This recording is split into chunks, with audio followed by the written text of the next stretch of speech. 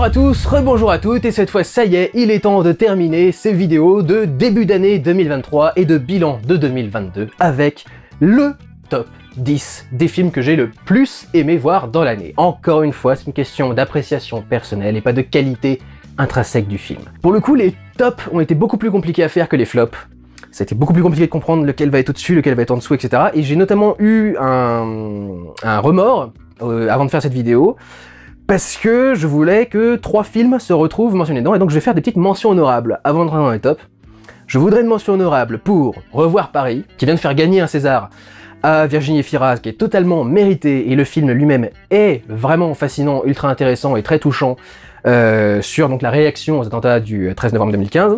Je vous conseille également de regarder The Menu, qui était pas mal pour le coup, j'ai vraiment plutôt bien classé. Il y a toute une critique du coup de l'élitisme en art qui me parle plutôt. Il y a un petit truc que j'ai pas évoqué d'ailleurs dans la vidéo, dans les rattrapages.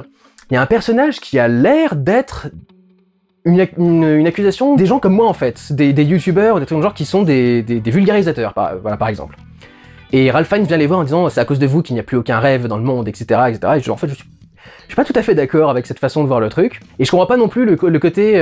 En fait, justement, c'est la réplique très conne, c'est-à-dire que ah, du coup, tu es critique, non, pas critique, mais tu es vulgarisateur et tu veux faire passer l'information, etc. Et ben du coup, viens dans les cuisines et viens cuisiner, viens nous montrer ton talent. Et je voulais savoir, en fait, à quel moment est-ce que tu es obligé d'être doué dans quelque chose pour en être fan? C'est ça qui est particulier en fait, c'est pour ça que je comprends pas non plus l'attaque qui est faite par rapport à ce personnage-là, c'est... Enfin, très clairement, justement, il est fasciné, il a énormément de respect pour ce truc-là, alors trop, clairement, il est déconnecté du monde réel à cause de ça, mais en quoi est-ce qu'il faut le condamner pour avoir du respect pour ce truc-là et pour pouvoir le partager? Et je suis pas d'accord sur le côté du fait qu'on ne rêve plus, du coup, qu'il y a plus de rêve, de mystère dans l'art ou tout dans ce genre-là. D'ailleurs, le truc c'est que on essaye de démocratiser ces informations-là, mais la plupart des gens les savent pas en fait, donc... ces informations-là, donc bon. Et je voulais également en profiter pour faire une petite mention honorable pour Rebelle. Voilà, je vous invite à revoir les rattrapages si vous voulez revoir ce que j'ai dit de précis sur ces films-là, mais c'était vraiment des films qui, à mon sens, étaient importants à noter, et que je voulais absolument évoquer avant de passer au top 10 pour être en paix avec mon top 10. Parce que j'arrive pas à trouver comment inclure ces 3 films dans le reste du top, en fait. Où est-ce que je les mets, où est-ce que je change le truc, etc. Donc je voulais les faire là, maintenant, avant d'entrer dans le vif du sujet, et du coup, rentrons dans le vif du sujet. Numéro 10. L'humain sera jamais facultatif. Parce que nous on est originaux et qu'on est plein de défense. Big Bug. Le nouveau film donc de Jean-Pierre Jeunet qui suit un groupe de personnes qui se retrouvent enfermées dans la maison de l'une d'elles le soir où des cyborgs décident de prendre le contrôle et de renverser l'humanité. Et ils vont avoir pour seul soutien leurs robots de compagnie, ménagers, etc., qui eux ne souhaitent pas forcément que les humains disparaissent, parce qu'ils sont au contraire plutôt attachés. Il y a un vlog, si vous voulez en savoir plus. Alors je sais qu'il va y avoir évidemment des réactions étonnées à cela, mais je suis un fan de Jean-Pierre Jeunet, et j'ai trouvé exactement ce que je venais chercher dans un film de Jean-Pierre Jeunet, et je ne comprends pas ce que vous vous attendiez à trouver dans un film de Jean-Pierre Jeunet pour être déçu parce que vous avez vu dans Big Bug. C'est exactement ses codes et son style. La petite différence, je dirais, avec Big Bug, c'est qu'il y a peut-être un côté un petit peu sitcom, à cause de l'action qui se déroule dans un huis clos en un seul décor, qui est un truc un peu de sitcom, et avec le côté un peu... l'esthétique très lisse et très uniforme au niveau des couleurs, avec assez peu de détails, etc. Et du coup, il y a peut-être un côté un peu téléfilm à certains aspects du truc, mais tu vois que c'est clairement voulu, que c'est une recherche d'une esthétique très particulière et qui est bien tenue et maintenue pendant tout le film. La lumière aussi a peut-être un petit côté un peu téléfilm, je vous l'accorderai, mais c'est parce qu'en fait elle a un côté artificiel comme tout le reste en fait. Le film essaye d'avoir un look un petit peu artificiel, un peu cartoonesque, un peu exagéré. Ben, pour moi ça passe nickel, et c'est exactement le genre de choses que j'associe à Jean-Pierre Jeunet en fait. Enfin, il a fait des films qui étaient parfois un peu plus réalistes, mais clairement il a toujours été inspiré de la BD Jean-Pierre Jeunet. C'était pour ça en partie qu'il y avait des plans aussi un peu particuliers et des univers aussi incroyables dans ses films. Donc moi j'ai retrouvé exactement ce que je voulais, des personnages avec des personnalités affirmées, voire haute en couleur, un univers très riche avec beaucoup d'accessoires, beaucoup d'éléments, beaucoup de costumes, les robots qui ont été construits du coup en animatronique à la main et qui sont véritablement animés dans les scènes en temps réel, avec certains programmes pour animer les lèvres comme il faut avec la voix des acteurs, des comédiens qui a été enregistrée à l'avance, etc. Et j'ai aussi retrouvé du coup les dialogues habituels de Jean-Pierre Jeunet avec le talent notamment d'un de ses dialoguistes, qui arrive à trouver des jeux de mots qui marchent super bien, qui arrive à très bien gérer les dialogues des personnages, etc. J'ai vu exactement ce que je voulais voir dans un film de Jean-Pierre Jeunet, quoi. Même le côté un peu théâtral, quelque part, c'est aussi un peu recherché par Jean-Pierre Jeunet. Il aime bien avoir des jeux très différents, c'est pour ça qu'il a aussi beaucoup cherché des gens avec des accents particuliers, pour qu'ils aient des jeux, des façons de dire des choses un peu particulières. Donc enfin vraiment, j'ai trouvé tout ce que je voulais d'un Jean-Pierre Jeunet, et je comprends pas pourquoi est-ce que les gens ont eu autant de mal. Donc voilà, moi, Big Bug, ça fait partie de mes films de l'année, sans hésitation, sans trop d'hésitation. Passons au suivant, numéro 9. Bro! Alors, je m'attendais pas à ce que le film soit aussi bien classé, et à vrai dire, c'est un des films qui m'a fait douter sur le classement de ce top 10. C'est un film sur un acteur américain, comment s'appelle-t-il d'ailleurs? Billy Eichner. Alors je sais qu'il est connu aux États-Unis, je sais pas trop ce qu'il fait, je me souviens de l'avoir déjà vu faire des interviews dans la rue, et poser des questions un peu absurdes aux gens, etc. J'ai l'impression qu'il faisait des micro-trottoirs un peu borderline, ou qui dit-il le borderline. Et il incarne un personnage, du coup, dans ce film, qui est pour se une projection de lui, qui se voit donner pour mission par un producteur hollywoodien de créer une rom-com, une comédie romantique homosexuelle, et de la faire exactement comme les comédies romantiques pour les hétéros, et d'être la première donc vraie rom-com. They said we just want a movie that shows the world that gay relationships and straight relationships are the same. Love is love is love. Et tout le dilemme du personnage, c'est que pendant tout le film, il dit mais le problème c'est que vous me demandez de faire ça, mais justement nos relations elles sont pas comme les vôtres, quoi. On a des relations très différentes dans la communauté LGBT. Et donc, c'est tout ce qu'on explore dans ce film. Et en fait, c'est tous les discours qui me parlent sur cette communauté qui est la mienne, au final, du coup, quoi. Ça rit de plusieurs comportements de la communauté, le nombrilisme de la communauté, sur chacun doit avoir son truc et son machin, et doit être aussi important que l'autre, etc. Lesbian History Month was in March. Nobody said a goddamn thing. Of course, lesbians get a month and we get a week. Les abus, parfois, de cette communauté, il y a tout un délire à un moment avec, il fait une exposition au musée, ils veulent créer un musée LGBT, un musée de l'histoire gay ou de l'histoire LGBT. Et un des trucs de son musée, c'est il est absolument convaincu que Abraham Lincoln était gay. Et il veut absolument mettre en avant ça parce qu'il y a genre 3-4 lettres qu'il a écrit avec tel personnage où il était peut-être un petit peu plus chaleureux qu'aurait dû l'être deux hommes de l'époque ou un truc dans le genre. Et tout le monde est en train de lui dire, non mais mec, il y a aucune preuve qu'il est homosexuel, tu peux pas faire machin, etc. Et lui il se met, mais vous allez quand même pas croire tous ces hétérosexuels qui veulent nous retirer toutes nos icônes et nos machins et tout le truc. And if we don't do this, we're letting the heterosexual terrorists win. Et tu fais, ah, j'ai des gros échos quand même des fois de trucs réels qui se sont produits avec la communauté LGBT, quoi. T'as aussi ce conflit entre le désir d'avoir une vie normale et les désirs que peuvent proposer les couples LGBT qui, étant de base un peu plus ouverts sur la question du sexe que juste le missionnaire les yeux fermés dans le noir entre hommes et femmes, peuvent avoir parfois des trucs un peu genre des troupes, par exemple. C'est quelque chose que tu trouves plus facilement dans la communauté LGBT que dans les communautés hétérosexuelles, d'avoir des troupes. C'est quelque chose qui est pas trop dans les codes. Mais nous, comme on a tous nos propres codes à inventer, et qu'on n'a pas à récupérer forcément sur des hétéros, ou parfois même qu'on peut se construire en opposition à ces codes-là. Du coup, nous, on a des trucs qui arrivent plus facilement dans nos vies amoureuses à nous que dans les couples hétéros, et qui du coup passeraient pas dans une comédie, etc., etc., quoi. Et surtout, on rit beaucoup de nous-mêmes, nous, entre guillemets, dans le truc, étant la communauté gay principalement, parce qu'on parle du reste de la communauté LGBT, mais c'est principalement un gay qui raconte l'histoire, et on raconte principalement une histoire d'amour gay. J'aime bien justement qu'on joue sur ces trucs-là. On va jouer, par exemple, sur certains excès de virilité qui sont propres à la communauté homosexuelle. Il y a par exemple toute une scène où ils sont en train de regarder un mec dans une boîte de nuit, et le mec a genre 60 ans, et il a un corps, mais de bodybuilder monstrueux, et genre, vous le savez peut-être pas parce que vous êtes pas homosexuel, mais c'est très courant dans la communauté, c'est un truc, c'est un sketch même que tu peux faire souvent quand tu vas sur des applications de rencontres. T'as toujours la photo de profil, et tu vois toujours un magnifique torse en photo de profil, et à chaque fois t'appuies sur le truc, et tu vois un mec de 60 ans avec une beubare comme ça, et tu fais...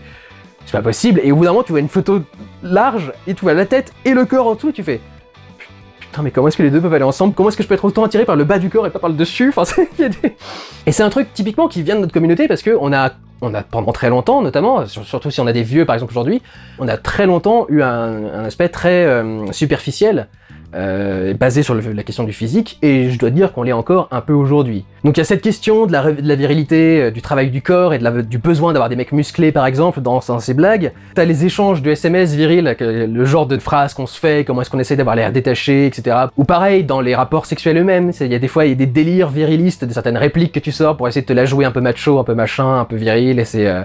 je vais te faire crier ma salope et des trucs dans ce genre-là, vous voyez, et donc on rit aussi beaucoup de ce genre de trucs-là. Et en même temps, ce qui est très drôle, c'est que par exemple, paradoxe complètement, en complète opposition par rapport à tout le reste, Et ce qui est très drôle, c'est qu'ils font le plan A4, donc le truc le plus... Enfin, un truc qui va assez loin, quoi, niveau recherche sexuelle et vie sexuelle, mais ils le font de la façon la plus polie et respectable possible. Hey, I'm gonna go. This is nice meeting you. Yeah, you too. It was lovely. Il y a un petit truc qui est très rigolo dans cette opposition-là, qui m'a beaucoup fait marrer. On se moque aussi de certains clichés de la communauté, donc on se moque un peu de nous-mêmes avec le fait que ça se termine en comédie musicale. Évidemment qu'un film gay va se terminer en comédie musicale. Enfin voilà, il y a des petits trucs comme ça, des petits gimmicks. Donc il y a beaucoup de choses qui m'ont beaucoup fait marrer et qui me semblent très justes sur la communauté LGBT et comment ça se passe avec tous ces délires-là. J'ai passé un bon moment devant Bros, c'est un des films LGBT de l'année qui m'a paru plutôt très bon, comme c'est un des seuls qui s'est retrouvé dans les tops. Donc, je vous le conseille vraiment, c'est un de ceux qui passe très bien. Après, le film s'est beaucoup présenté comme étant genre la première vraie comédie populaire, romantique entre deux mecs. Et tu feras quand même, maintenant qu'il y a eu Love Simon et tout le bordel, c'est compliqué quoi. Mais voilà, c'est vrai que c'était plutôt pas mal. Passons au suivant, numéro 8.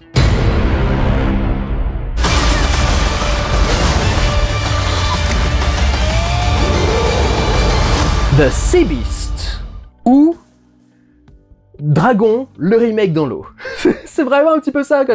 Tu regardes les designs de ces créatures, c'est complètement les dragons du film Dragon, quoi. Déjà que les dragons du film Dragon, c'était complètement des chats, mais alors maintenant, du coup, c'est... Bon, bref, c'est très drôle. The Sea Beast, c'est un film d'animation, donc, qui suit un monde dans lequel les pirates sont des grands héros renommés, notamment parce que, quand ils voguent sur les mers, ils doivent affronter des monstres gigantesques qui veulent absolument empêcher les humains d'avancer dans les océans, et donc d'explorer un peu le monde. Et donc c'est devenu un peu le sport national, c'est traquer et tuer les bestioles. Et il y a une jeune fille qui arrive à s'infiltrer sur un bateau de pirates et qui veut devenir pirate, qui va se retrouver échouée sur une île avec un autre des membres de cette équipe de pirates, et va découvrir l'une de ces fameuses créatures marines qui terrorisent tout le monde, et va apprendre du coup à vivre avec elles, découvrir comment est-ce qu'elles vivent et comment est-ce qu'elles sont véritablement.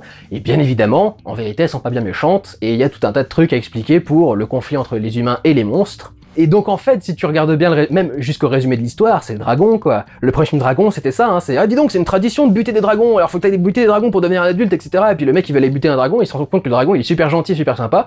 C'est vraiment un remake de Dragon quoi, jusqu'à récupérer les designs et tout le bordel. Pour le coup, ils ont pas eu honte les gars quoi, mais au moins ils ont créé quelque chose de relativement différent avec ce film là, et c'est vrai qu'il est très spécial. Autant il y a plein d'éléments qui sont clairement repris de Dragon, autant dans la narration il y a beaucoup de choses qui sont un peu étranges, notamment c'est très compliqué au début du film de comprendre qui est le personnage principal, parce que tu te focalises à la fois sur cette petite gamine, à la fois sur ce grand gaillard blond, et à la fois sur le pirate légendaire avec son tricorne et tout le bordel. Et toutes les histoires de chacun de ces personnages te sont un peu racontées les unes après les autres, donc en fait, jusqu'à ce qu'ils soient réunis, et surtout jusqu'à ce qu'ils se séparent, c'est ça le but, enfin l'élément principal qui déclenche l'histoire de ce film, c'est qu'il y a un moment où ces personnages vont être séparés en plusieurs groupes, et c'est à ce moment-là que tu commences à voir, ah d'accord, c'est eux les personnages principaux, et les autres sont des personnages secondaires. D'accord, très bien. Et du coup, c'était un petit peu long à venir, et je trouvais que c'était un peu particulier, du coup, comme truc. Et je trouvais que déjà, ça montrait que l'écriture était parfois un petit peu différente. J'ai trouvé, notamment, que l'univers était génial. Le design, par exemple, de la grande ville principale, qui est un truc plus ou moins en étoile, un peu comme une boussole. Donc il y a ce côté piraterie et exploration qui est intégré dans le design de la ville, qui marche super bien, mais la ville elle-même, elle est plutôt jolie, bien développée. Elle me rappelle beaucoup l'une des villes de Final Fantasy XV, qui est une reproduction grosso modo de Venise. C'est une ville avec une inspiration assez italienne, qui flotte au-dessus de l'eau. Beaucoup de murs blancs et de trucs un peu romains et italiens, trucs dans ce genre-là, d'enluminures sur les décors, et de bas-reliefs, et donc ça ressemble beaucoup à ça. Et du coup c'était très joli. Ils ont aussi créé un bel univers en termes d'écosystème par rapport aux monstres. Les designs de ces différents monstres, comment est-ce que par exemple ils peuvent se reproduire. Il y a tout un truc par exemple avec un champ d'œufs, mais très différent des champs d'œufs que vous auriez pu avoir par exemple dans Alien par exemple, et tout ce genre-là. Ils ont trouvé un moyen de rendre ça un peu différent et un peu original, et il y a une bonne idée pour rajouter du danger du coup à la scène. Mais également au niveau écosystème, comment tout ça fonctionne, c'est-à-dire que par exemple, il y a des bancs d'oiseaux qui vont suivre les monstres et les créatures, parce que généralement derrière elles récupèrent certains trucs à bouffer, des trucs dans ce genre-là. Donc les oiseaux vont permettre de, par exemple, repérer les créatures. Et il y a aussi des bancs de poissons, par exemple, qui vont fuir certaines créatures et qui vont du coup indiquer aux pirates, quand ils veulent les trouver, où est-ce qu'il faut aller pour chercher la créature, etc. Donc l'univers, généralement, enfin en règle générale, est très bien développé et construit, et marche super bien et est assez intéressant. L'humour du coup marche super bien, donc il y a beaucoup de blagues qui sont excellentes et qui sont très très bonnes. Les scènes d'action aussi sont vraiment bonnes, sont très impressionnantes, et notamment parce que je trouve personnellement que les simulations de flotte dans The Sea Beast sont plus bluffantes que celles de Avatar 2. Alors qu'il y en a clairement un qui essaye pas d'être réaliste, et c'est peut-être ça qui le sauve justement, c'est que comme il essaye pas d'être réaliste, ça marche mieux, mais la dynamique, le fonctionnement de cette flotte, du plus petit mouvement au truc énorme des créatures qui doivent affronter, etc., enfin, je trouve que c'est incroyablement bon, quoi, comme qualité de simulation d'océan et de flotte. Le seul reproche que je ferai au film, c'est que le final est un petit peu niais. Mais c'est tout, quoi. Je peux vraiment pas lui reprocher grand chose de plus. Le final est un petit peu niais, mais ça passe très très bien. Donc, personnellement, je vous conseille The Sea Beast, un très bon film d'aventure, d'animation, une bonne comédie, un bon film d'action. Il y a tout ce que vous voulez voir dans The Sea Beast, donc je vous le conseille. Numéro 7.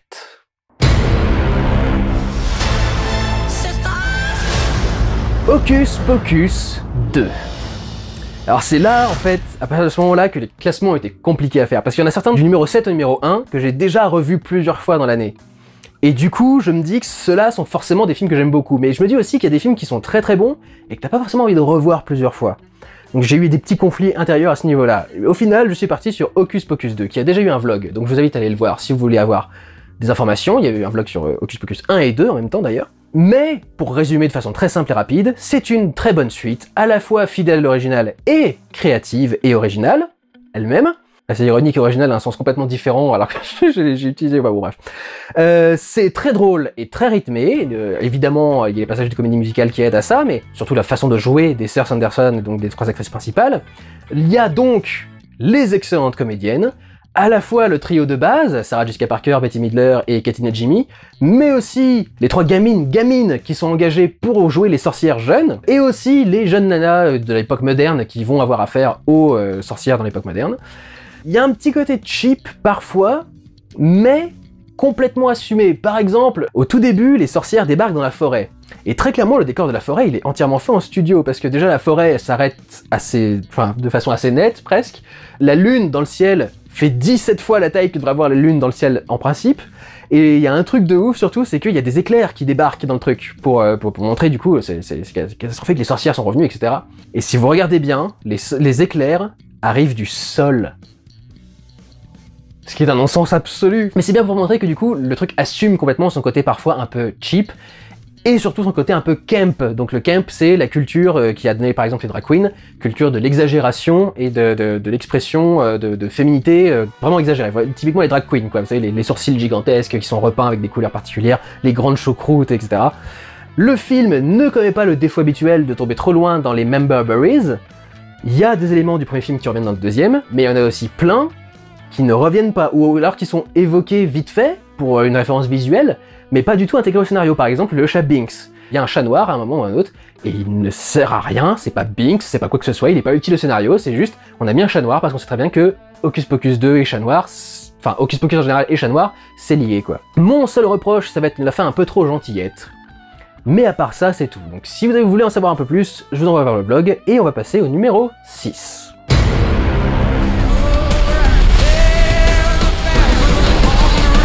Moonfall.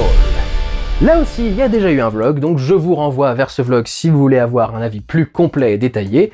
C'est du bon vieux Roland Emmerich, comme seul Roland Emmerich sait le faire, et c'était exactement ce que j'avais envie de voir. Juste assez gras et goûtu pour avoir une expérience satisfaisante.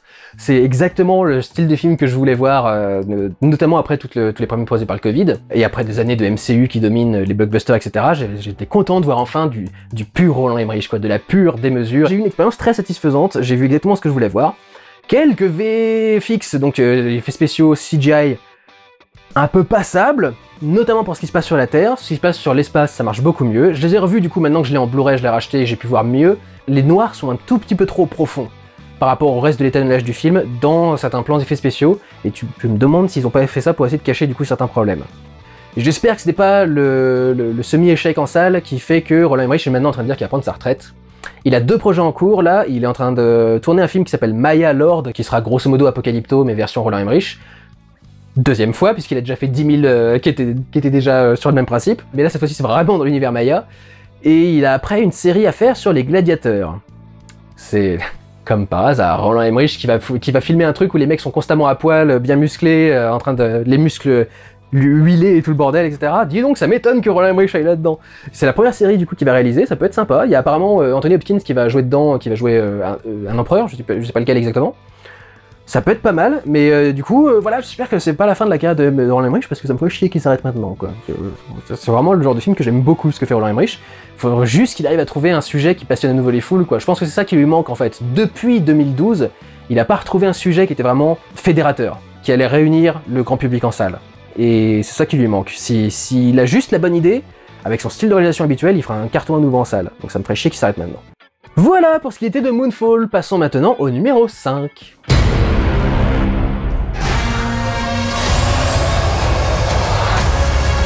Doctor Strange in the Multiverse of Madness. Il y a déjà eu un long vlog, donc je vous renverrai dessus pour avoir plus d'informations, mais c'est ce que le MCU aurait toujours dû être depuis le début. Ce film, Doctor Strange, est aussi Thor 4 à mon sens, et dans la lignée de ce qui a été fait avec Eternals, et ce qui avait été fait en tout début de phase 1 du MCU, c'est de vrais réalisateurs associés à des personnages qui collent à leur gimmick et à leur lubie et leur univers, quoi. Typiquement, le Kenneth Branagh qui vient faire Thor, et Thor, il l'a traité à la façon shakespearienne, quoi. Il est venu faire du drame shakespearien. Après tout, le personnage de Hamlet est inspiré manifestement de la culture viking. On l'a vu cette année avec The Northman, qui est sorti du coup, avec Alexander Skarsgård dans le rôle principal, et comme discours pendant tout le film, c'est tout. Mais c'est vraiment ce qu'on avait vu avec The Northman, c'était que Hamlet venait de la culture viking, donc tu fais Thor adapté par Kenneth Branagh, c'est parfaitement adapté, quoi. Ou par exemple, avec le projet de base qui était d'engager Edgar Wright pour faire Ant-Man. Typiquement, c'était le mec qui était parfait pour faire Ant-Man, parce que c'était un mec qui est parfait pour jouer avec les angles de caméra, avec les transitions, avec les trucs dans ce genre-là, et du coup, avec un personnage qui peut passer d'un seul coup de taille normale à taille de fourmi dans le même cadre, c'est vachement intéressant d'avoir ce genre de truc, quoi. Si on avait eu Edgar Wright qui faisait Ant-Man, on aurait sûrement un bien meilleur Ant-Man que ce qui est sorti à l'époque, quoi. Donc en fait, voilà, c'est vraiment Doctor Strange in the Multiverse of Madness, c'est ce que le MCU devrait être. Un réalisateur qui a les gimmicks associés au personnage, qu'on appelle pour faire son film. Donc là, du coup, le fait de faire venir Sam Raimi sur le personnage de Doctor Strange, avec le côté art maléfique et tout le bordel, et manipulation d'ombre, et le livre des morts, et le livre des vivants, et le truc dans ce genre-là, enfin, c'est typiquement le truc de Sam Raimi, quoi. Je sais même pas si ce qui est dans le film existe dans un des comics, tellement ça se rapproche de ses gimmicks à lui, quoi. Donc, j'ai eu du MCU comme devrait être le MCU, en fait. Des films qui sont faits par des bons réalisateurs, avec pas forcément le scénario extraordinaire, mais la mise en scène et les gimmicks et la maestria pour gérer ce genre d'histoire, apportée par un réalisateur qui est bon pour ça, quoi, au lieu d'engager des mecs qui viennent de nulle part, qui n'ont rien fait, et des yes man. Et donc on se retrouve avec un film du MCU, un divertissement, qui enfin passe bien, grâce notamment au style visuel de Sam Raimi et tout ce qu'il a fait faire à la caméra, les différents mouvements, les rotations, les angles, etc. On a aussi la très bonne présence de Wanda, qui est fascinante en tant que personnage, et brutale en tant que Avenger d'ailleurs entre guillemets, et notamment justement grâce à ça, on a aussi un hardcore PG-13, quoi. C'est un film qui va le plus loin possible avec le classement PG-13. Donc PG-13, c'est déconseillé moins de 12 ans, grosso modo pour les États-Unis. Généralement, avec des trucs comme ça, tu peux pas te permettre de montrer ce qui est montré ici, quoi. Je l'ai revu maintenant après la salle, il passe toujours aussi bien. Donc, j'aime beaucoup Doctor Strange in the Multiverse of Madness et je voulais le mettre dans mon classement. Passons au numéro 4, et le numéro 4 c'est justement ce film-là qui a causé beaucoup de troubles en moi, parce que je l'ai pas revu plusieurs fois, je viens de le voir là pour les rattrapages, et je sais pas si je le reverrai plusieurs fois, mais c'était clairement une grosse claque. Numéro 4.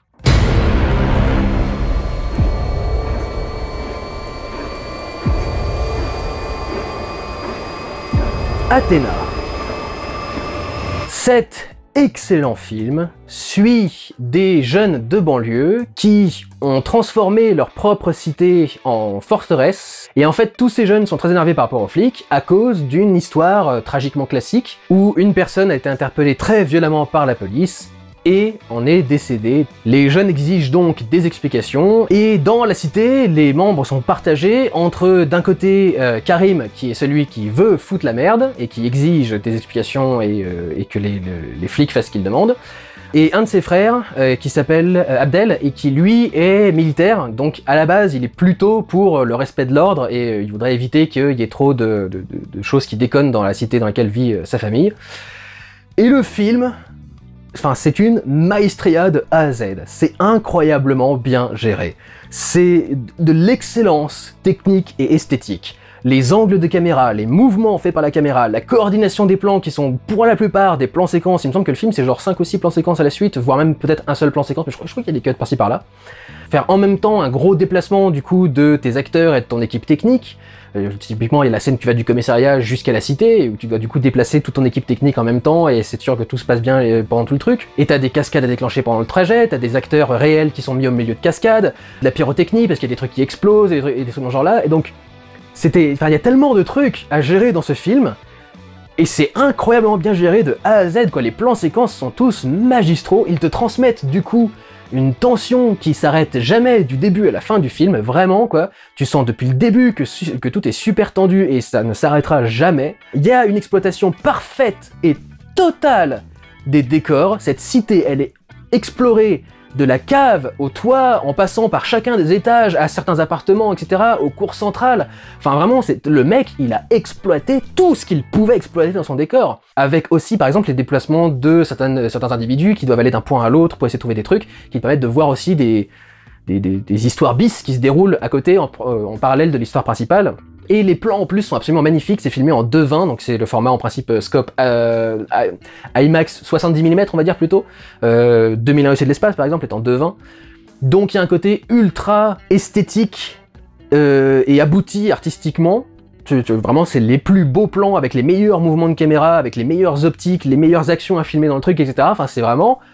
ça t'en met plein les yeux, quoi. Et il y a des personnages qui sont fascinants, notamment le personnage central qui s'appelle donc Karim, qui est joué par Sami Slimane, qui est capable de transitionner de la rage la plus pure, le côté sauvage, la colère monstrueuse, à être absolument doux comme un agneau quand il parle aux gens qui sont dans sa propre cité, quoi. Tous les gens qui arrivent dans l'étal du dessus, etc.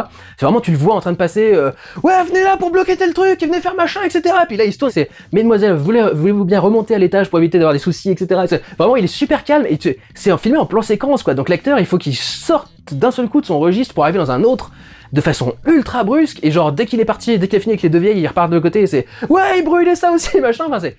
Il est vraiment, il va à fond dans le truc. Il m'a vraiment complètement marqué quoi dans ce film. Ce qui est dingue, c'est que il m'a autant terrorisé qu'il m'a décontracté le rectum quoi. D'un côté, il me foutait les boules et il avait vraiment ce côté sauvage et vraiment dans son truc. Et de l'autre, il est iconisé d'une façon qui est incroyable et il a un look, il a un côté christique. Tu le vois arriver torse nu avec ses cheveux longs, crépus et ondulés, son jogging qui devient un petit peu presque une robe ou un truc dans le genre là. Enfin, à la limite, tu vois Jésus arriver dans la cour centrale quoi du truc. Donc il est à la fois terrifiant et à la fois fascinant quoi. Marquant, ultra marquant quoi cet acteur. Je sais pas si Athéna a été repérée par les Césars, je pense pas, parce que je pense que notamment toute l'intelligentsia du cinéma français a vu un problème avec ce film. Parce que, contrairement aux Misérables, qui a été aussi écrit par Ladjili a participé à l'écriture du scénario de ce film-là. Il n'a pas entièrement écrit son 3 sur ce film-là, je crois. Ce film-là n'a pas vraiment de message politique. Les flics et les délinquants commettent de très bonnes actions et commettent des actes irréparables. Des deux côtés. Et la réponse qui est donnée à l'ultimatum par rapport aux flics, etc., est vachement intéressante, je trouve. Et en fait, je trouve que le commentaire est presque plus pertinent, quelque part. C'est de dire que au final, il y a beaucoup de tensions qui pourraient se résoudre très facilement si simplement on arrêtait de constamment être les uns en face des autres. Et au final, ces tensions, à qui est-ce qu'elles servent, elles font le jeu de qui? De l'extrême droite. À chaque fois qu'il y a un problème dans une cité ou un truc dans ce genre-là, c'est évidemment l'extrême droite qui en bénéficie dans les sondages et un truc dans ce genre-là. Je trouve que justement c'est vachement plus subtil et intéressant comme message que ce qu'il peut y avoir comme message dans Bac Nord ou Les Misérables, qui sont tous les deux très orientés. Donc, je pense que c'est pour ça qu'il y a beaucoup de gens qui ont eu du mal avec Athéna, c'est que c'était beaucoup d'esbrouf visuel pour eux. Pour moi c'est génial ce qu'ils ont fait visuellement, c'est pas de l'esbrouf, c'est vraiment très artistique et ça participe justement à démontrer tout ce qui se passe et à te le faire ressentir de mieux en mieux, mais pour beaucoup de gens c'était de l'esbrouf visuel, du divertissement à l'américaine. Et si en plus derrière t'es pas en train de dire que les flics sont des trous du cul ou que l'état français c'est pas bien, etc., bah du coup c'est forcément de la merde quoi. Donc voilà, je pense que c'est pour ça qu'il y a eu une certaine mauvaise réaction à Athéna, je sais qu'il y en a eu. Il y a aussi eu beaucoup de bonnes réactions, il y a beaucoup de gens qui m'ont conseillé de regarder Athéna, et honnêtement, enfin de la première à la dernière seconde, j'ai compris pourquoi vous m'avez conseillé de regarder Athéna, quoi. Et c'est celui-ci qui m'a posé un problème parce que du coup, je l'ai vu qu'une fois Athéna, je sais pas si je vais avoir envie de le revoir une autre fois. Fondamentalement, voir des jeunes prendre d'assaut une cité, etc., c'est pas le film qui m'intéresse le plus, quoi, même si c'est un film français d'action assez cool, c'est pas ce qui m'intéresse le plus. Mais c'était très clairement de meilleure qualité que beaucoup de ce que j'ai cité jusque-là, qui était juste sympathique pour beaucoup. Mais là, enfin vraiment sur Athéna, il y a un niveau de maîtrise en plus, quoi, qui est vraiment très élevé. Donc je voulais absolument qu'Athéna soit quand même bien représenté dans ce top, et donc je l'ai amené en numéro 4. J'aurais pu l'amener encore un peu plus loin, mais je l'ai vu qu'une fois. Pour l'instant, je préfère m'arrêter là. Passons au numéro 3. Megan! What's wrong with you? Don't worry, Katie. I won't let anything harm you. Ever again. Megan. Et j'ai failli me faire niquer pour Megan, parce qu'en fait, comme il est sorti le 28 décembre, dans ma tête, il était sorti pour 2023, et donc j'étais parti pour soit faire un vlog dessus, soit pour en parler à la fin de l'année dans les rattrapages, quoi. Et en fait, j'étais en train de préparer mes rattrapages, mes tops, mes flops et tout le bordel, et je me suis dit, mais c'est sorti quand, Megan, en fait, exactement, parce que j'ai un doute, et je vois le 28 décembre, je fais, ah, mais donc c'est un film pour l'année d'avant, en fait. Mais Megan, j'ai kiffé, quoi, j'ai vraiment kiffé, alors qu'à la base, j'étais persuadé que ça allait être l'effet de mode du moment, parce que c'est un film qui a eu pas mal de succès, notamment parce qu'il y a eu un truc par rapport à TikTok. Il y a eu une petite danse dans le film qui a été récupérée, qui a bien marché sur TikTok. Et la bande-annonce en général a bien marché quand elle a tourné sur les réseaux sociaux, elle a plutôt fait du bruit. Et je pensais vraiment que ce serait le truc comme Smile. Je m'attendais exactement à Smile en fait. Je pensais que ce serait la même chose. Des gens qui sont en train de s'emporter sur que dalle. Ah, qu'est-ce que c'était cool, Megan! Mon dieu, qu'est-ce que c'était cool! C'est la vraie fiancée de Chucky, en fait. J'en ai pas vu beaucoup des Chucky. Je crois que j'ai vu celui-là, en fait, la fiancée de Chucky. C'est celui-ci où, justement, il y a une nana qui devient, elle aussi, une poupée hantée, et puis elle se met du rouge à lèvres noir, et à la fin, ils ont un bébé et tout le bordel. Je l'ai vu, celui-là!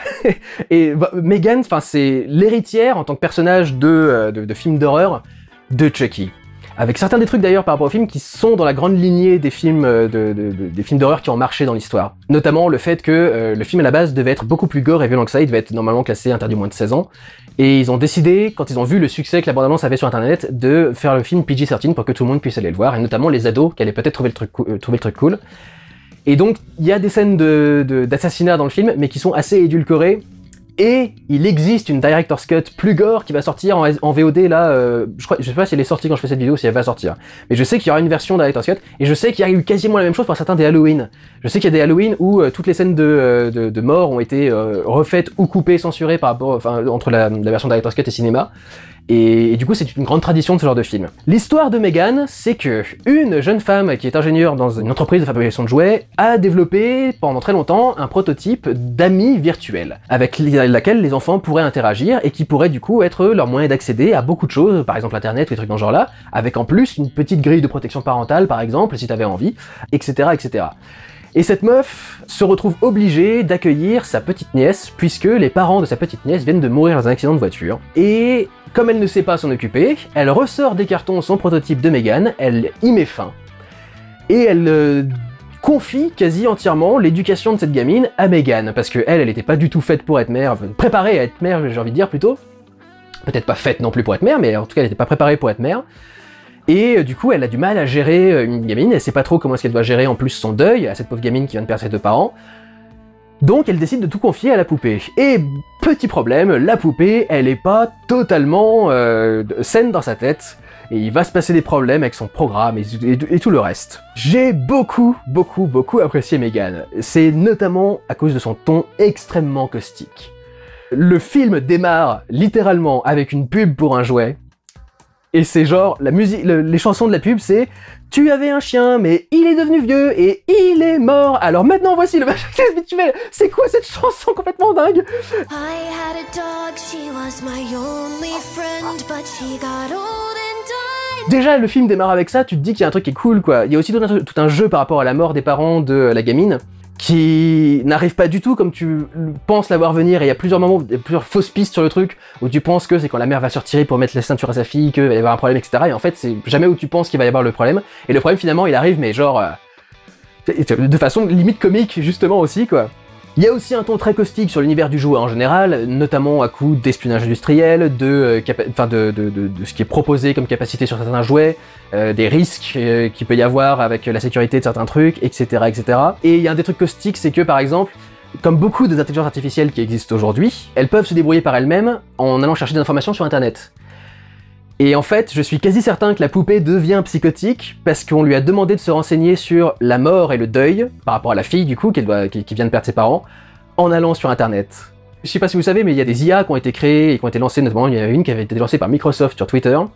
En moins de 24 heures, l'intelligence artificielle avait tellement reçu de messages racistes, homophobes, antisémites, etc. Comme dans ses références, en analysant du coup les messages Twitter, que l'intelligence artificielle est devenue raciste.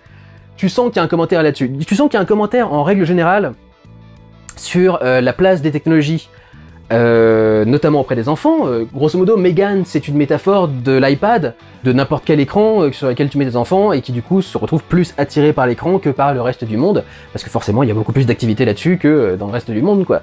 Donc c'est les risques par exemple de ce truc-là, et c'est aussi les risques sur l'évolution de l'intelligence artificielle en elle-même. Notamment parce que, et c'est marrant, ils viennent de faire un dossier là-dessus dans Last Week Tonight, qui est un late show américain, qui revient sur des faits de société en général, et qui là interrogé l'intelligence artificielle. Et on parlait justement du fait qu'il y a un truc très dérangeant dans les technologies, les intelligences artificielles modernes comme ChatGPT par exemple, c'est que tu ne sais pas comment l'intelligence artificielle est arrivée à ce résultat. Comme il y a un côté d'indépendance, un côté recherche sur internet, un côté machin, et que le code de l'IA a été conçu d'une certaine façon à la base, mais ensuite évolue, quand tu poses une question à une IA et qu'elle arrive à une réponse, les ingénieurs sont incapables de savoir comment est-ce que l'IA a procédé pour arriver jusqu'à cette réponse. Alors je crois que ça peut se faire, mais la plupart des IA qui existent à l'heure actuelle ne le font pas, par exemple. Et donc du coup, déjà, t'as deux sujets intéressants, juste avec le concept que tu utilises, quoi. La technologie avec les enfants et l'intelligence artificielle elle-même, et comment est-ce qu'on la contrôle, gère et on la fait évoluer. Le film est en plus très bien écrit, étonnamment bien écrit. Vraiment, vraiment bien écrit. L'humour est assez excellent, il y a plein de blagues qui sont cool.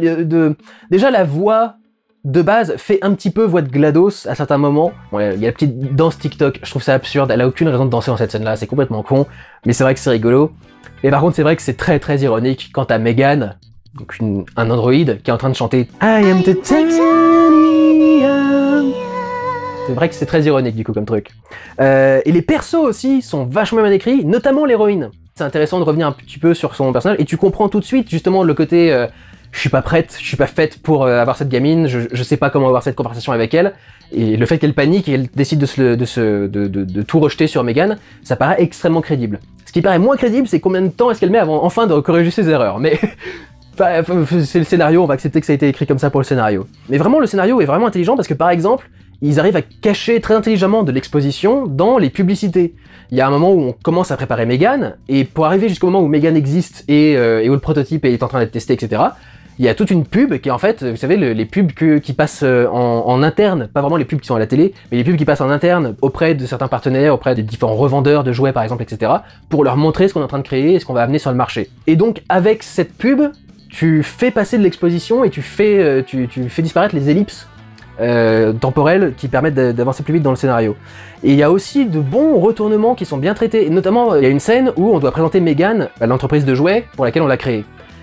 Et comme elle commence déjà un petit peu à avoir quelques petits défauts, que tu vois toi parce que tu es omniscient, tu vois tout ce qu'elle fait, tu te dis immédiatement quand la scène va commencer, putain Megan va foutre la merde quoi. Et en fait, les soucis viennent pas de Megan, et Megan au contraire arrive à te retourner complètement la scène, et tu regardes le truc, tu fais putain de merde, je m'attendais à voir la scène la plus convenue du cinéma et je viens de me faire retourner quoi. Et vraiment ça te surprend quoi, je pense que c'est typiquement le genre de scène qui fait que les gens sortent du film en étant marqués quoi, en se disant ah ouais putain je m'attendais pas à ça mais c'était ouf quoi. Et puis en dernier bon point je dirais, il y a aussi la musique du film et notamment le générique de fin. Ils ont été sortir un truc qui vient des années 70 ou 80 je crois, c'est complètement disco ou électro, funk ou je sais pas trop quoi, c'est Silicon Chip. C'est super rythmé, c'est super bon. Quand j'ai fini le film, j'ai repassé cette musique au moins une fois tous les matins quoi. Elle était super motivante quand tu commences ta journée et tout. Et donc même la musique est cool quoi. Si j'avais peut-être un petit reproche à y faire, et il y en a vraiment qu'un seul, c'est vraiment pour essayer de trouver un détail qui va pas. Il y a un moment où on commence à avoir des doutes sur Megan et quelqu'un doit aller débrancher Megan. Et t'as quand même un plan où tu vois Megan qui est posée au milieu de la pièce, et t'as tous les câbles qui sortent de sa tête, et tu les vois tous arriver au sol jusqu'à arriver à l'ordinateur central, au super ordinateur, au super calculateur qui permet de configurer tout le truc, quoi. Et le mec donc doit aller la débrancher en ayant peur qu'elle puisse l'attaquer. Évidemment, ce con, il va pas débrancher les câbles qui sont sur le serveur, il va directement débrancher Megan. Donc évidemment, elle va lui choper la main et faire un truc. C'est le seul truc sur lequel j'ai eu un petit peu de doute. J'ai aussi un petit doute par rapport au patron de la compagnie de jouets qui est joué par Ronny Cheng, qui est un comédien de stand-up à la base et qui est vraiment plus doué pour le stand-up que pour autre chose. Il n'était pas tout à fait crédible et intéressant dans ce film. C'est un des premiers rôles qu'il fait, professionnel, en dehors de faire du stand-up. Et tu sais pourquoi? Parce que vraiment, tu vois qu'il a pas un talent d'acteur extraordinaire, quoi. Il est pas très très doué. Il se joue toujours un peu lui-même. Donc voilà, c'est peut-être les deux seuls trucs qui m'ont dérangé dans le film, c'est le débranchage de Megan et le patron. Ensuite, passons au numéro 2.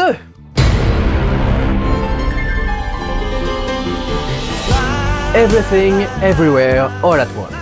Il y a déjà eu un vlog, donc je vous renvoie dessus si vous voulez avoir un avis détaillé. Comme son nom l'indique, c'est un film qui est génial parce qu'il y a tout. Tous les cinémas, il y a toutes les époques, tous les styles, tous les genres, tous les registres, de l'action à la science-fiction, du fantastique au drame intimiste. L'écriture peut aller chercher des choses ultra intellectuelles et des belles métaphores, des trucs très jolis, et en même temps être la plus trash ou la plus farfelue possible. On peut même dire que le passage avec les cailloux, par exemple, explore le cinéma muet, et vraiment les origines absolues du cinéma, quoi. Une œuvre de cinéma, mais qui traite aussi donc en même temps de son personnage principal, cette fameuse Evelyn, qui va traverser les multivers pour essayer d'affronter Jojo Topaki, je crois que c'est comme ça que s'appelle le méchant. Jojo Topaki, you're just making up sounds. Les plans sont extraordinaires, il y a des jeux de ratio constants pour justement évoquer différents films et différents genres à différents registres. Beaucoup d'angles et de mouvements de caméra qui sont particulièrement intéressants, beaucoup de petits jeux visuels aussi, enfin, des trucs aussi cons que mettre ses doigts comme ça et puis entre tes doigts tu vois quelque chose de différent de tout le reste de l'extérieur, etc. Quelque chose qui marche assez bien. Il y a un travail du rythme aussi qui est vachement cool, il y a tout le moment où la nana invoque le bagel de l'apocalypse. Hey Evelyn! Bagel! Juste elle monte ses doigts et d'un seul coup elle l'ouvre et pouf, et tout le truc sort du cadre.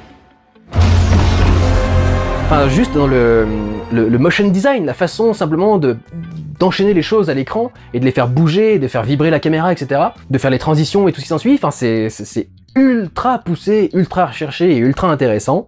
On arrive en plus à faire une photo qui est assez riche et belle, en n'ayant pas grand chose de ouf à filmer, c'est-à-dire que principalement ça se tourne dans le bureau des impôts, ça se tourne dans un lavomatique, ça se tourne dans un truc, mais pourtant le décor est toujours cadré de façon à faire ressentir les profondeurs, à mettre certains trucs en avant, certains reliefs, à faire ressortir des choses du décor. Enfin c'est vraiment excellent. Les acteurs et les actrices, notamment Michelle Yeoh, sont au top, et évidemment comme c'est Michelle Yeoh et qu'elle a sa formation depuis des années, en partie avec Jackie Chan, les scènes d'action sont ouf également, rendent extrêmement bien. Il y a un style complètement délirant. Je tiens à dire d'ailleurs que j'ai enfin vu, ça y est, le Swiss Army Man, ou un truc genre là, c'est le premier film qu'ils avaient fait avec Daniel Radcliffe et je sais plus quel mec, qui est effectivement tout aussi délirant et dingue et barré. Et en fait, je trouve que tu retrouves un peu le même style parce que les mecs ils sont juste dans une forêt et perdus sur une plage pendant tout le film. Et du coup, en soi, ça devrait pas être très impressionnant, mais en fait, ils ont juste, par exemple, bossé au niveau des accessoires, où il y a certains décors où ils vont reproduire un bus, mais dans la forêt, avec juste des branches par-ci par-là, les différentes séparations entre les fenêtres, ils ont créé différents petits fauteuils, ils ont fait des personnages avec du papier mâché, des trucs dans ce genre-là, et des petits détritus qu'ils ont trouvés dans la forêt. Et en fait, tu sens que ça a pas coûté très cher d'avoir ces accessoires et de faire ce décor, mais ils ont passé le temps nécessaire, avec l'équipe nécessaire, etc., pour que ça rende visuellement incroyable. Et je trouve que c'est vachement intéressant, et c'est justement quelque chose qui est intéressant à chercher aujourd'hui, où on essaie de mettre de moins en moins d'argent dans les films, et justement avoir des réalisateurs qui savent avoir peu d'argent et sortir un résultat qui a énormément de gueule, enfin c'est vachement bon quoi. Et puis bien sûr il y a tout le côté très délirant de l'histoire, qui est assez génial. Le seul petit reproche que j'ai à faire à ce film, c'est le message qui est très centré sur la famille, et vous savez que moi et la famille ça fait un peu deux. Le truc c'est qu'en fait ce message, il est présenté dans le contexte d'une famille, mais en vérité, il peut s'élargir à n'importe quel contexte. Et du coup, le film en soi a des choses à dire pour tout le monde, et moi qui pensais que j'allais avoir un peu de mal avec le film au début, quand je l'avais vu la première fois, au final, j'ai déjà vu 2 ou 3 fois là, et c'est vraiment, vraiment, vraiment un film très très cool. Donc, je vous conseille extrêmement chaleureusement de le regarder. Et enfin, nous allons passer au numéro 1 de ce top. C'est un numéro 1 comme j'en ai jamais fait dans mes tops. J'ai jamais mis un film comme ça dans mes tops en général, et encore moins en numéro 1. Tout le monde en a parlé cette année. Tout le monde m'a demandé de le regarder. Et comme à chaque fois que tout le monde me demande de faire un truc, j'avais très peur. Mais il est indéniable que ce film est numéro 1.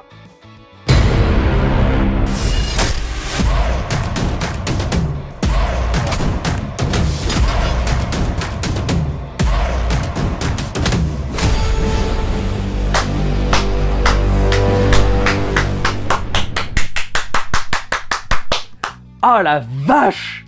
Ah la vache! Ah ce kiff!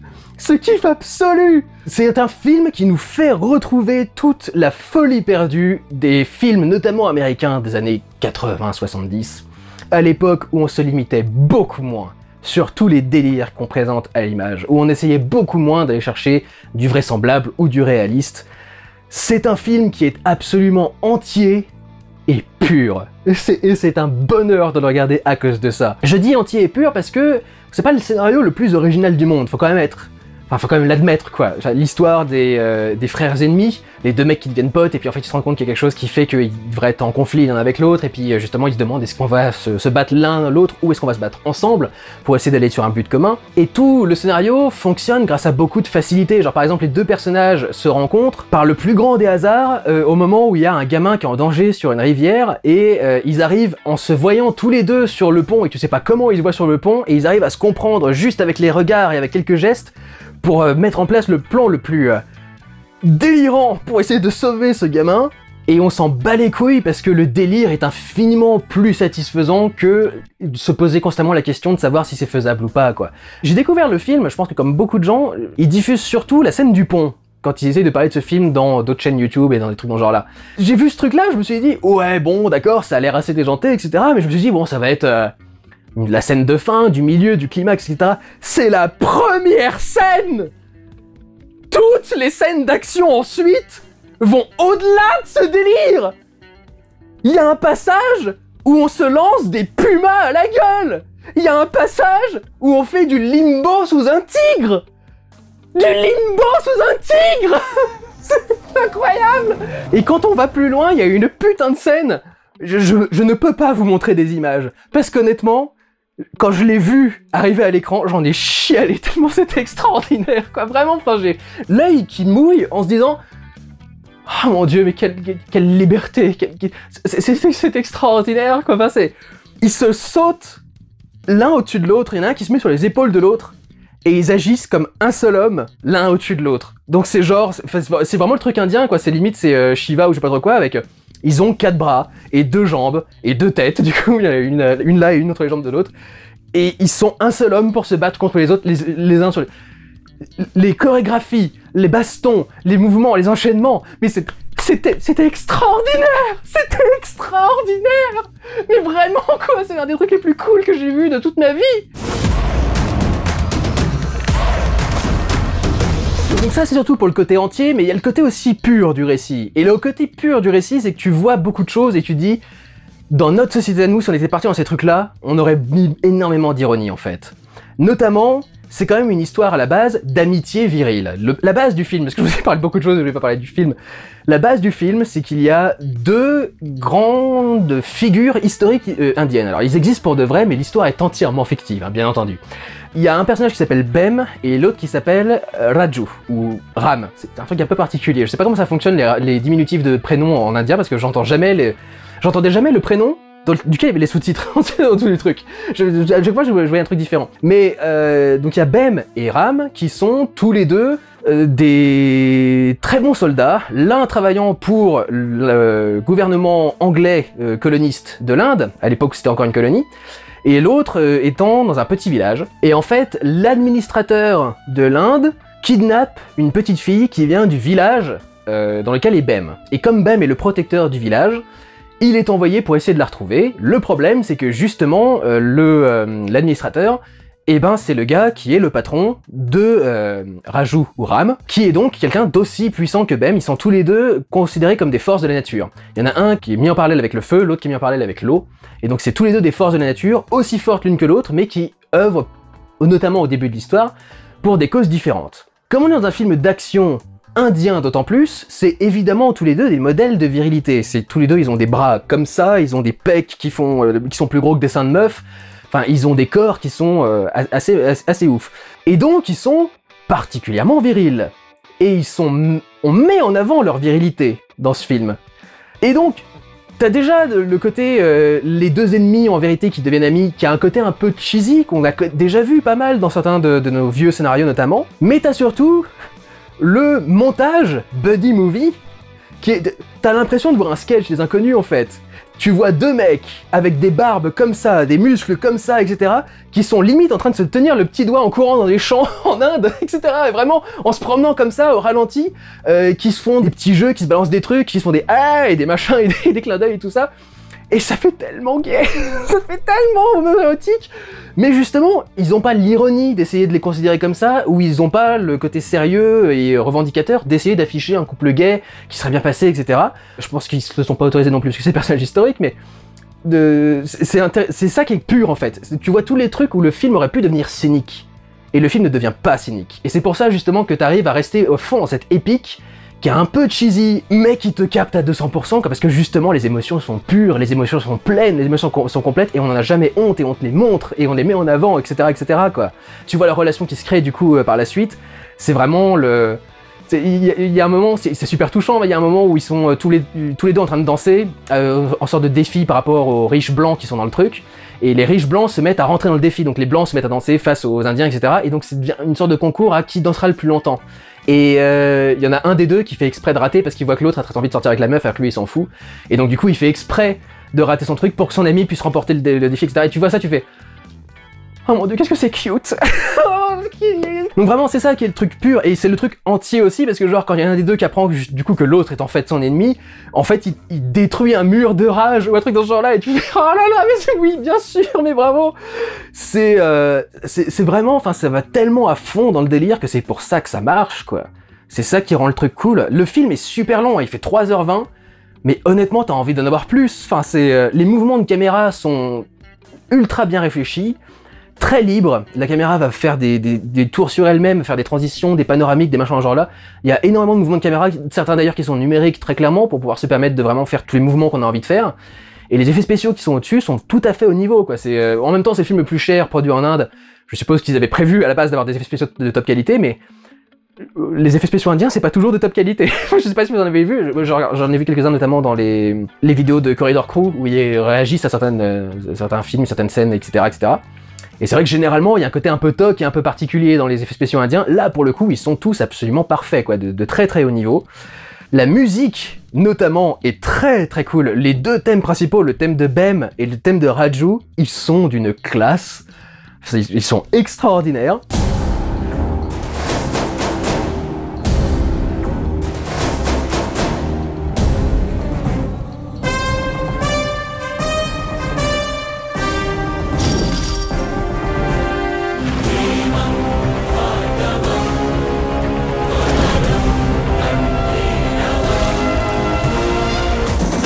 नाचो नाचो उसने चक्का लागे थी का नाचो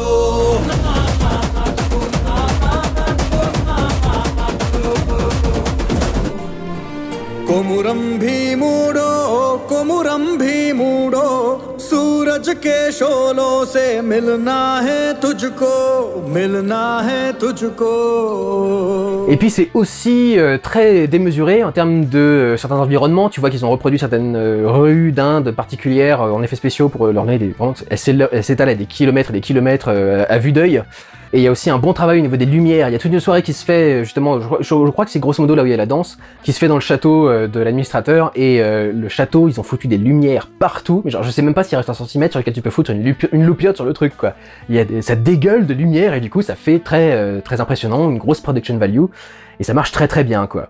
Donc c'est un énorme délire avec de la bonne action et de bonnes émotions derrière, un scénario peut-être très simple mais qui va exactement là où t'as envie d'aller, qui développe beaucoup de choses en plus, enfin vraiment, on développe aussi les backstories de certains personnages, on a tout un flashback sur l'enfance de Raju et son père et tout le bordel.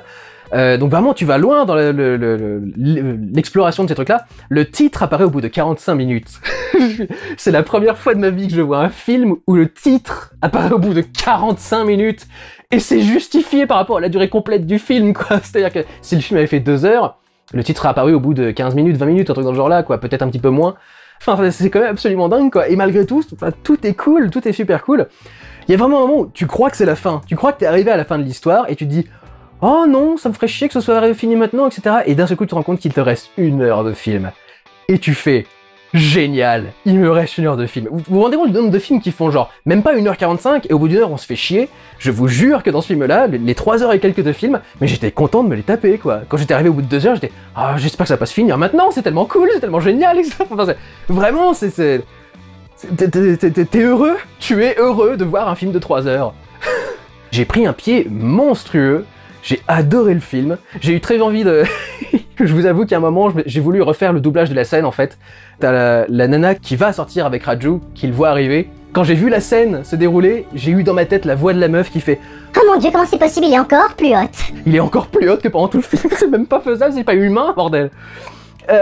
Donc voilà, c'est vrai que c'est un énorme délire ultra appréciable dans tous les domaines. L'image, le son, le montage, les cascades, les effets spéciaux, absolument tout est parfait. C'est vraiment... C'était un des films les plus dingues que j'ai vu de ma vie. Je l'ai pas encore revu parce qu'honnêtement, c'est conséquent comme film à regarder, du coup ça fait quand même 3 heures. C'est pas le genre de film que tu peux sortir tous les soirs, mais... Oh mon dieu, quel pied! Mais quel putain de pied, quoi! Et pour une fois, je suis super content que tout le monde soit dans le délire et apprécie le film, parce que... Ah ouais, c'était parfait, quoi. C'était exactement c'est un peu le genre de film qui me manque aussi, et c'est un peu le genre de délire, justement, que je retrouve avec du Roland Emmerich. Moi, c'est pour ça que je comprends pas pourquoi les gens ont autant de mal avec Roland Emmerich, c'est que c'est ce genre de truc complètement lâché, quoi, qui va de beaucoup trop loin, et qui exagère beaucoup trop, etc. Et c'est ça qui est fun, et c'est ça qui en fait des trucs fascinants, et justement, le scénario est simple aussi. Quelque part, c'est un peu ironique quand même. T'es en train de voir tout le monde arriver devant ce réalisateur indien qui fait un des scénarios les plus simplets, avec un film qui se base uniquement sur les chorégraphies, les effets spéciaux, l'action, les trucs dans ce genre-là. L'histoire, elle est cool, mais elle est simplette, encore une fois. Et bizarrement, comme c'est pas Roland Emmerich, et que ça se passe pas aux États-Unis, et ben la personne vient dire que c'est du cinéma pour débiles mental, qui décérébré et sans neurones. Enfin, donc voilà, c'était un énorme pied. Le petit bémol peut-être, mais c'est typique de ce style de cinéma, et ça se fait dans tout le cinéma asiatique en général, à part le japonais, où ils sont bien unis, ils ont qu'une seule langue commune, mais la plupart des pays d'Asie ont différents dialectes qui sont parlés en même temps, et notamment en Inde, il y en a des tonnes de dialectes en Inde, et donc c'est un peu comme les films chinois, ou certains autres films asiatiques.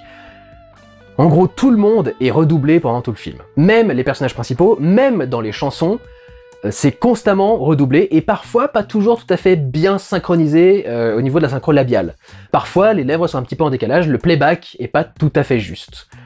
Mais c'est vraiment l'un des seuls problèmes. Pour vous dire, même moi qui n'aime pas les comédies musicales, dans ce film-là, même les comédies musicales, je les ai aimées. Même les comédies musicales, je les ai trouvées cool. Les chorégraphies qui font, justement, tout le moment où ils sont en duo l'un contre l'autre, enfin en duel l'un contre l'autre justement, quand ils sont en train de faire exactement les mêmes gestes, en faisant la même danse, avec les mêmes mouvements de bras, etc., et qu'ils sont sur le même plan et tout bordel, enfin même ça c'est cool en fait. Le truc c'est que vraiment ils ont toujours perfectionné ce truc-là, ça fait partie de leur cinéma de base, et ils savent parfaitement comment l'intégrer au film pour essayer de faire quelque chose qui soit à la fois cool et divertissant, et qui te donne pas envie de te tirer une balle parce que l'histoire s'est complètement arrêtée, quoi. Par exemple, justement, le fait que cette scène soit un défi entre deux personnes, qui peut danser le plus longtemps, par exemple, c'est quelque chose qui, du coup, fait de la scène un enjeu et quelque chose d'important dans l'histoire, c'est pas juste pour habiller quelques secondes. Donc, vraiment, enfin, tout était parfait. De la réalisation, aux comédiens, aux effets spéciaux, à la musique, au décor, tout était parfait dans Rrrr. Et je vous conseille donc, assez chaleureusement, de regarder Rrrr. J'adore ce titre.